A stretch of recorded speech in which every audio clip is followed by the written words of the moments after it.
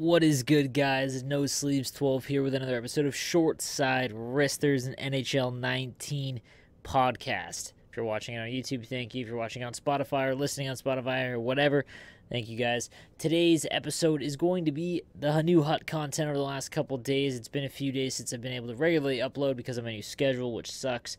I'm also going to discuss about the new patch that's released tonight for tomorrow morning. It's a biggie.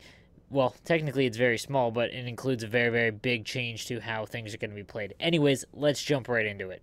Let's start with the most important piece of this. That would be the update to HUT.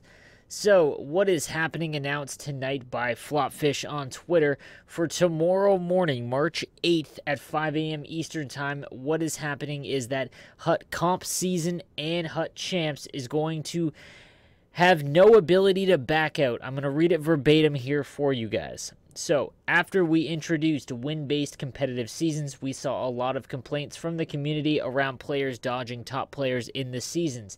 The team has been working hard at trying to find the quickest solution possible in order to prevent it from happening. As a result, on March 8th at 5 a.m. Eastern, there will be a change implemented that will make games count as soon as you enter the loading screen for a HUT competitive season / HUT Champions game in order to combat player dodging. This change will only affect HUT Comp Seasons and HUT Champions. So online seasons, you can back out before you see that hasn't changed. So what was happening was in the recent HUT Champs, since they've changed to win-based mode, essentially you could see a player's name by the microphone on PlayStation, as well as being able to mute them on Xbox before puck drop. So you could back out if you matched up against someone you knew, whether it be a biggie or anything like that. You could back out and dodge them. And because it's win-based and not point-based, all you had to do was win 20 games. And if you just continually dodged anyone good, well, you had a very good chance of doing well. This coincides with the new Gaming World Championship starting on March 13th. This needed to be implemented. I think that the cons of this, now that you match up with someone that's maybe a known puck ragger or PvP monster killer glitch to win, you're going to take an L. Unfortunately, there's no way around that. So that is the downfall, as well as connections. If you match up against someone that has very bad connection to you, you can't leave without taking a loss. You just got to play it. However, this was completely necessary for the Gaming World Championship, as well as HUT Champs and Comp Seasons, in my opinion. You can't have events like this that are win-based, that allows people to dodge before the puck is dropped. This needed to be done. Unfortunately, they weren't able to do a change on the console side where you could just remove the name being seen prior to puck drop. That's a console thing, and just from seeing how patches work on the back end, they have to get these things approved by Sony and Microsoft, so it's a very lengthy process, and since the GWC is happening in a week, obviously things need to be done quickly because it is being done in-game on HUT. So I am glad that this change is implemented. I'm not glad that this is the way it has to be done, but again, I am happy that it's been. It's kind of a tailored what has happened all season long with NHL. There has been a ton of good potential. Everything that NHL has done this season has had a ton of good potential and some hope, and then it ends up being, you know, a worse solution to it. So unfortunately, this is the route they had to take, and again, it needed to be done. So let's discuss the new HUT content over the last few days. So it's 99 season. So in a matter of 2 days, Sidney Crosby managed to pack 3 99 overall cards, being the first player that isn't a legend or a master set to get to 99. Actually, technically, he's the third player in the game to be 99. And he got 3 of his own cards, a milestone, a team of the week, and a primetime. So that's pretty crazy, just in its own right. Here's the thing I want to say about these cards, guys. They're going to be worth a ton. I saw some going for 2 mil. That's more than Mario and Gretzky. You have to be out of your damn mind to pay that if you don't have Wayne or Mario, okay? If you do, then I understand completely. But they aren't true 99s, guys. Be careful. Make sure that you're getting the best player possible, especially with Team of the Year coming. You need to pay attention to this because while he is a 99, he doesn't have 99 shooting, and his face-offs are a little weak.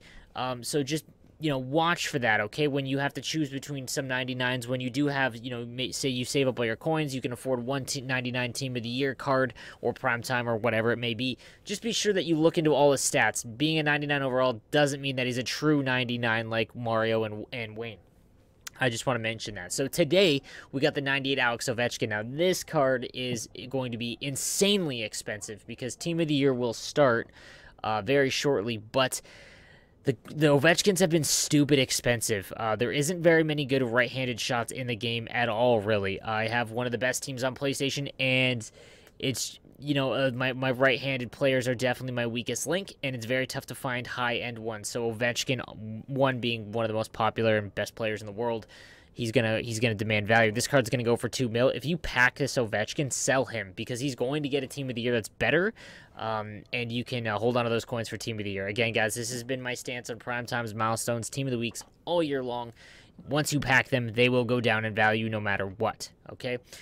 Now, again, like I said with the Crosby, you got about a week before the Team of the Year starts. So I would pay attention and I would sell it, to be honest with you. Save the coins. I know it's tough to sell a card that's 99, but again, guys, they're not true 99s yet, and just watch for that. Want to discuss the playoff predictor cards. So if you haven't been paying attention to what these cards actually do, starting on Monday through the rest of the year, they are going to fluctuate depending on the position of the team that they're on. So if they're in a wild card spot on a Monday or Friday, they will bump up to 98. If they fall out of the playoffs entirely during that stretch, they will go down to 90. If they stay in the top 3 in the division, they will be a 93.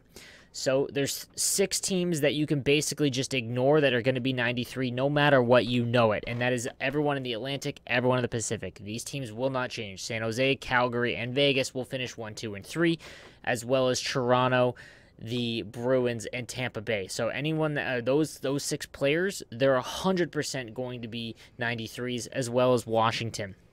After that, that's where things get a little dicey. I mean, you can assume that Nashville and Winnipeg will also be 93s. So when you get down to the nitty-gritty of it, you've got essentially 5 or 6 players that have a chance to be 98s. All right, so going into this weekend, the GWC is coming up, the Gaming World Championships. If you guys don't know what that is, go to nhl.com/gaming. And you will be able to register and see. It's the tournament for 50 grand. It's being done in Hut. So the qualifiers start on March 13th.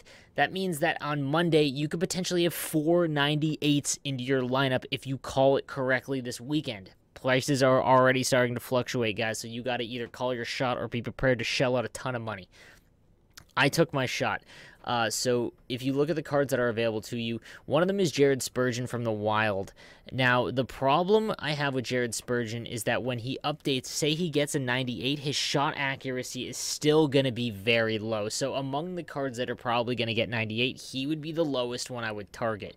After that, the one I went after was Dougie Hamilton. Right-handed, beastly, very tough to find. He's gigantic, and if he gets a 98, his shot is going to boost to a 99 in slap shot power and 90 in accuracy, so that's huge.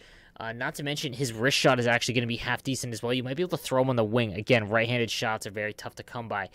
Carolina right now is up 2 points on Columbus. They play Winnipeg and Nashville back-to-back. Columbus lost tonight. They're going to have to play Pittsburgh again.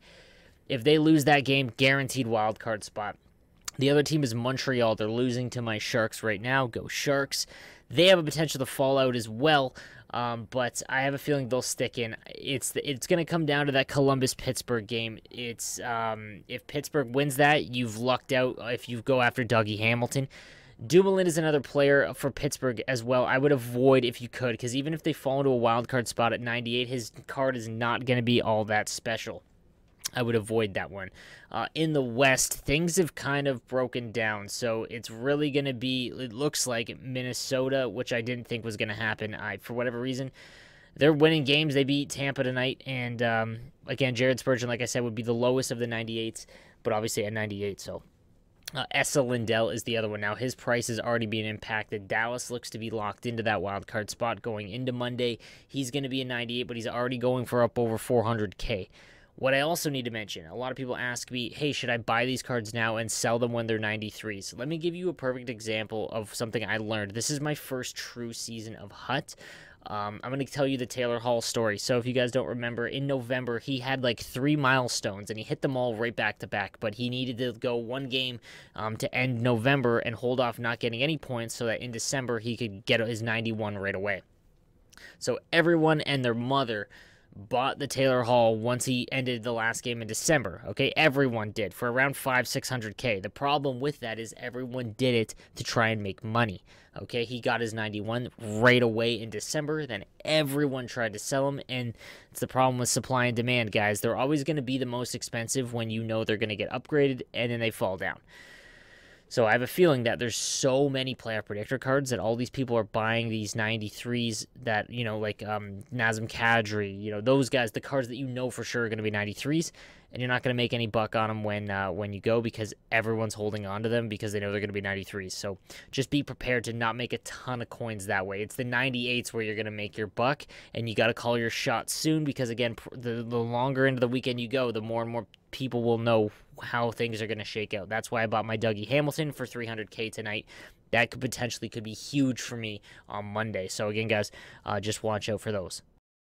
So guys, that is going to do it for me today. Thank you for watching or listening. Thank you for all the subscriptions and the likes and all that kind of stuff. I appreciate it. I will be back later on tomorrow. I believe I'm going to release my video on preparing if you're starting late in the season to hut. I'm going to give you the players in the team I think that you should go after if you've just started hut late. Maybe you want to try to compete in the GWC.